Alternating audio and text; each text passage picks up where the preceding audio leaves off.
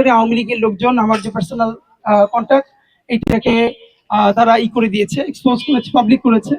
তো এই পাবলিক করার পর থেকে প্রতি মিনিটে মানে অনলাইনে হোয়াটসঅ্যাপে এবং অফলাইনে সরাসরি দেশ বিদেশ থেকে তাদের তো শত শত ফোন ঢুকতেছে। তো আমি যেটা করেছি, আমি তাদের কোনো হোয়াটসঅ্যাপ টেক্সট ডিলিট করি নাই, যেহেতু পরে যাতে লাগতে পারে। এখানে অনেকে আছেন আপনারা যে এর মধ্যে সব থেকে মোটামুটি যেটা সভ্য টেক্সট, এইটা পড়লে অনেক অসুস্থ হয়ে যাবেন, নিতে পারবেন না। মানে একটা হলো 5-7 লাইনে ধরেন মা বোন স্ত্রী সবারই গালি দিয়ে দেয়া, মানে এমন কোনো প্যাটার্ন নাই যে ধরেন গালি থেকে শুরু করে হত্যা। ইভেন আপনারা জানেন আমার গ্রামের বাড়ি, আমার ঢাকা শহরের বাসা, সব ঠিকানা তারা এক্সপোজ করেছে। তো আমি আপনাদেরকে খুব দ্ব্যর্থহীন কণ্ঠে আবারও বলতে চাই, আমি তো চোর না যে আমার বাড়ি ঘর কেউ চিনে না। আমি আমার উপজেলাতে আমার আব্বা অত্যন্ত সম্ভ্রান্ত একজন আলেম, আমার জেলাতে তিনি অত্যন্ত সম্মানিত ব্যক্তি ছিলেন, এবং আমার উপজেলায় গিয়ে হাদি হুজুরের বাসা কোনটা বললে সবাই চিনে। সুতরাং আমার ঠিকাদার, এই যে ভাই বললো যে চিনে, যে হাদি হুজুরের বাসা বললে, জি প্লিজ, হ্যাঁ একটু 1 মিনিট শেষ করি। তো সুতরাং আমার ঘর বাড়িতে আগুন তো দূরের কথা, আমার এই ব্যক্তি হিসেবেও যদি আগুনে জ্বালাই দেয়, আমি আবারও আপনাদেরকে বলি 1400 শহীদ, এদের প্রতি আমরা কমিটেড যে তাদের সাথে ইনসাফ, ন্যায় বিচার আসার আগ পর্যন্ত আমরা আমাদের ব্যক্তিগত জীবন ঝুঁকি সর্বোচ্চটা নিয়েছি, এবং ইনসাফের বাংলাদেশের লড়াইয়ে জালেমের বিরুদ্ধে মাজলুমের এই লড়াই চলবেই।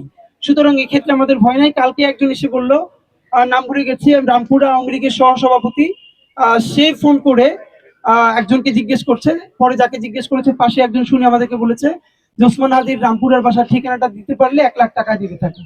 তো সামনে যে সে আমাদেরকে এসে বললো। তো এরকম তো খুব ছোট ছোট ব্যাপার প্রতিদিন ঘটে, আমরা এগুলো ফেসবুকে বলি না কেন, অনেকে মনে করবে আমরা এক্সপোজার চাই, সিম্প্যাথি চাই, এগুলো আমাদের দরকার নেই। ইনশাল্লাহ আপনাদের কাছে শুধু আমরা দোয়া চাই। এখনো যদি আমার ফোনে দেখেন যে এখন তো আমার ইনকামিংটা বন্ধ করে রেখেছি, আর একটা এই নাম্বারটা আমরা এখন পাবলিক করে দিয়েছি ইনকিলাবের মিডিয়ার জন্য, এবং এই নাম্বারটা আর এখন আমার কাছে নাই। আমরা ইনকিলাব মিডিয়া যাতে আপনাদের দরকার, এটার সাথে কন্ট্যাক্ট করতে পারবেন। এইরকম নাম্বার এক্সপোজ করে আরো যত কিছু এক্সপোজ করা যায়, এইগুলো দিয়ে আমাদের লড়াই বন্ধ করা যাবে না। যদি যাইতো তাহলে গত 1.5 বছরই যাইতো। গত 1.5 বছরে আমরা যেই সাফারিং পাড়ি দিছি আপনারা চিন্তাও করতে পারবেন না। আল্লাহ যদি আমাদেরকে একদিন অনেক বড় করে, অনেক বড় করে, তখন আমরা এই গল্পগুলো বলবো ইনশাআল্লাহ। লম্বা সময় রাজনীতি করার জন্য আমরা আসি না, আমরা রাজনীতির গতিপথ বদলানোর জন্য এসেছি। আমাদের হায়াতে বা জীবনে পারবো কিনা জানি না, কিন্তু ইনশাল্লাহ এটুকু নিশ্চিত, আমাদের এটার ইম্প্যাক্ট ন্যাশনাল পলিটিক্সে 5 বছর হোক 10 বছর হোক করতে বাধ্য ইনশাল্লাহ। আমাদের তো প্রথম মোটোই হচ্ছে আমরা তরুণদেরকে রাজনীতিমুখী করতে চাই, যারা করাপ্টেড না, এমন কিছু তরুণ মুখ তারা পলিটিক্স করবে। সুতরাং আমি যদি এই জুলাইয়ের অনেকগুলো পরিচিত মুখ যারা করাপ্টেড না তাদের সাথে কম্পিট করতে পারি, এটা আমার জন্য সব থেকে আনন্দের। এর আরো মজার যেটা হলো, আমি যদি হেরে যাই, সেই হেরেটা আমার কাছে আনন্দ, মানে এত বেশি আমার কষ্টদায়ক হবে না যে আমি কোনো করাপ্টেড মানুষের কাছে হারি নাই, আমি কোনো দুর্নীতিগ্রস্ত মানুষের কাছে হারিনি, আমি একটা ইয়াং কোনো মুখের কাছে হেরেছি। আমি তো কোনো একটা সৎ মানুষের কাছে হারতেছি।